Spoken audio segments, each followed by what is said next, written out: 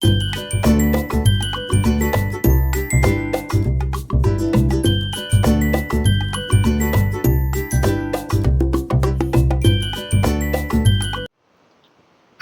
Dear viewers, welcome to Manju's life. இன்னைக்கு மஞ்சுஸ் லைஃப்ல ஒரு சூப்பரான பிரேக்ஃபாஸ்ட் ரெசிபி நம்ம பார்க்க போறோம்.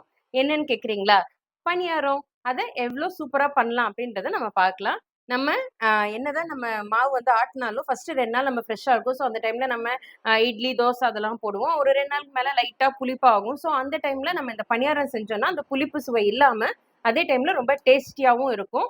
ஸோ நான் வந்து கொஞ்சம் இட்லி மாவு பாருங்க ஆல்ரெடி அரைச்சதை எடுத்து வச்சிருக்கேன். இது வந்து ரொம்ப ரொம்ப ஈஸி தான். நம்ம இட்லி மாவு அரைக்கிறோம் இல்லைங்களா? எப்பயும் போல அரிசி, உளுந்து 2ம் போட்டு வெந்தயம் போட்டு அரைச்சு இந்த மாதிரி எடுத்துக்கோங்க.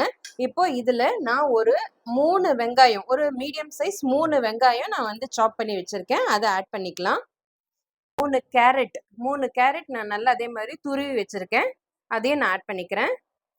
இப்போ காரத்துக்கு 2 கொஞ்சம் நீட்டமா இருக்கிற பச்சை மிளகாவை வந்து நல்லா சின்ன சின்னதா ஸ்லைஸா கட் பண்ணி வச்சிருக்கேன். அதையும் நான் இதுல ஆட் பண்ணிக்கிறேன். நீங்க ட்ரை சில்லி கூட ஆட் பண்ணிக்கலாம். இப்போ கொஞ்சம் சீரகம், கியூமின் சீட்ஸ், அது 1 டேபிள் ஸ்பூன் எடுத்திருக்கேன். அதையும் ஆட் பண்ணிக்கிறேன். மாவு ஆட்டும் போதே மாவுல வந்து உப்பு சேர்த்திருக்கேன். ஸோ இப்போ போட்டிருக்கிற வெங்காயம், கேரட்டுக்கு மாத்திரம் நான் சும்மா ஒரு 1/2 டீஸ்பூன் உப்பு சேர்த்துக்கிறேன். இப்போ ஒரு கைப்பிடி அளவு கொத்தமல்லி எடுத்து வச்சிருக்கேன். அதுவும் ஆட் பண்ணிக்கிறேன். இப்போ இதெல்லாம் சேர்த்து நம்ம நல்லா மிக்ஸ் பண்ணி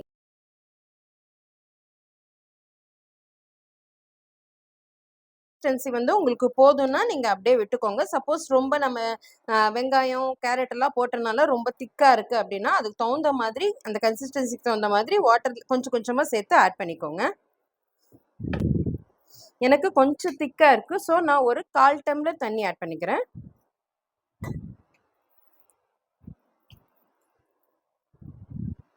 பாருங்க இப்ப நல்ல ஃப்ளெக்சிபிலிட்டி நல்லா கரெக்டா இருக்கு. அவ்வளோதான். இப்போ நம்ம பனியார சட்டியில ஊத்திடலாம். இப்போ வாங்க நான் எப்படின்னு காட்டுறேன். சட்டியில ஆன் பண்ணிக்கோங்க. வச்சிருக்கேன். நீங்க நல்லெண்ணெய் இருக்குன்னா நல்லெண்ணெய் பயன்படுத்திக்கோங்க. இல்ல குழந்தைங்களுக்கு நீங்க பண்ணி தரீங்க அப்படின்னா நீங்க நெய் பணியாரம் கூட பண்ணி கொடுங்க. அதுவும் ரொம்ப டேஸ்டி. பனியார சட்டியில ஃபர்ஸ்ட் நான் வந்து அந்த கிரவுண்ட்நட் ஆயில எல்லாத்துலயும் கொஞ்சம் கொஞ்சம் விட்டுக்கிட்டேன். ஏன்னா அப்பதான் உங்களுக்கு நல்லா ஒட்டாம வரும். இப்போ பேனும் நல்லா ஹாட்டா இருக்கு. இப்போ நம்ம மிக்ஸ் பண்ணி வச்சிருக்க அந்த பனியார மாவை நம்ம ஆட் பண்ணிக்கலாம். பாருங்க எவ்வளோ வெஜ்ஜிஸோட இருக்கு. அதை நம்ம ஆட் பண்ணிக்கலாம்.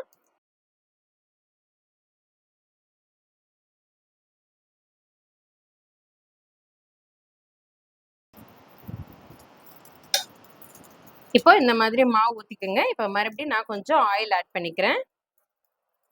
இந்த மாதிரி நல்லா இப்படி சர்க்கிளாக ஆட் பண்ணுங்க.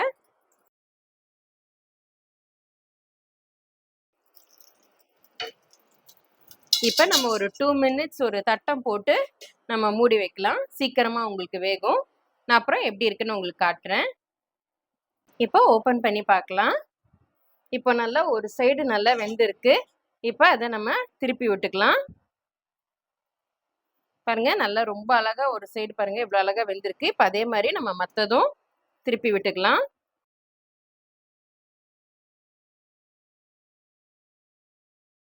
இப்போ இதை நம்ம இன்னொரு பக்கம் வேகிறதுக்காக எக்ஸ்ட்ராவா நம்ம திருப்பி கொஞ்சம் ஆயில் ஆட் பண்ணிக்கலாம்.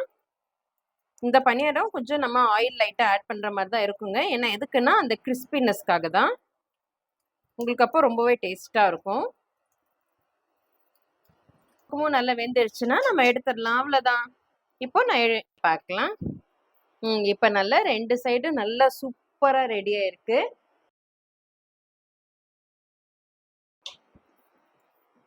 பாருங்க பாருங்க இது எக்ஸ்ட்ரா டேஸ்ட் ஆட் பண்ணுறதுக்காக இது நான் வீட்டிலே பண்ண பருப்பு சாத பொடிங்க. இதோட ரெசிபியோட லிங்க் வந்து நான் டிஸ்கிரிப்ஷனில் கொடுக்குறேன். மறக்காமல் செக் பண்ணி பாருங்கள். ரொம்பவே டேஸ்ட்டாக இருக்கும். இப்போ இதை வந்து நான் இந்த பணியாரம் மேலே அப்படியே இப்படி போட்டுக்கிறேன்.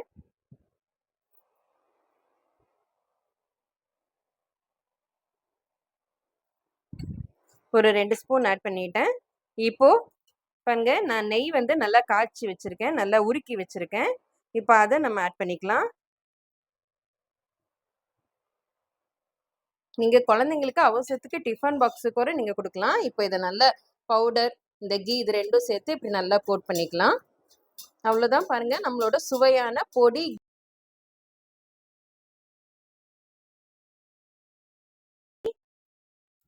கீ பொடி பணியாரம் ரெடி ஆயிடுச்சு. நீங்களும் கண்டிப்பா இதே மாரி ட்ரை பண்ணுங்க. உங்களுக்கும் ரொம்ப ரொம்ப பிடிக்கும் இந்த ரெசிபி. உங்களுக்கு இந்த ரெசிபி ரொம்ப ரொம்ப பிடிச்சிருக்குன்னா, என்னோட சேனலான மஞ்சூஸ் லைஃப்க்கு லைக் பண்ணுங்க, ஷேர் பண்ணுங்க, கமெண்ட் பண்ணுங்க. மறக்காம சப்ஸ்கிரைப் பண்ணுங்க. Happy and safe cooking. Tata bye bye. Thank you for வாட்சிங்.